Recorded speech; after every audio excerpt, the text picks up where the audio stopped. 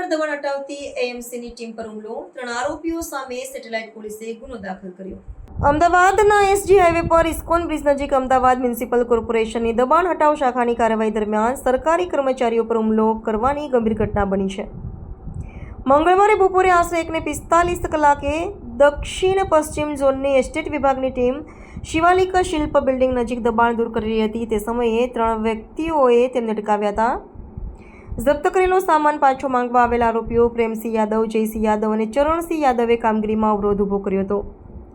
આ ઘર્ષણ દરમિયાન વાત એટલી હદે વણસી ગઈ કે આરોપીઓમાંથી એક વ્યક્તિએ કર્મચારી વિશલભાઈ દીપકભાઈ પટણીના માથા પર લાકડી વડે કથિત રીતે હુમલો કર્યો હતો, જેના કારણે તેમને માથામાં લોહી નીકળતી ઈજાઓ થઈ હતી.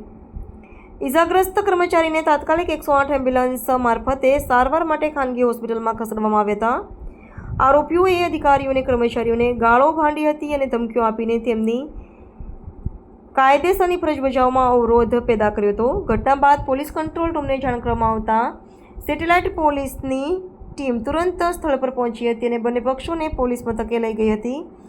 એએમસીના અધિકારી દ્વારા દાખલ કરાયેલી પ્રાથમિક માહિતી અહેવાલના આધારે સેટેલાઇટ પોલીસે ત્રણેય આરોપીઓ વિરુદ્ધ ભારતીય ન્યાય સંહિતા અને ગુજરાત પોલીસ અધિનિયમની સંબંધિત કલમો હેઠળ સરકારી ફરજમાં અવરોધ, હુમલો અને ગુનાહિત ધમકી આપવા બદલ ગુનો નોંધ્યો છે.